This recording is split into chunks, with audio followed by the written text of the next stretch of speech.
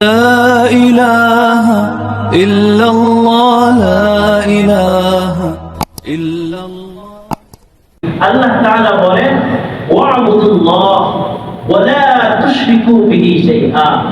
তোমরা আল্লাহ পাকের ইবাদত করো, ইবাদতের ক্ষেত্রে তোমরা কাউকে শরীক করো।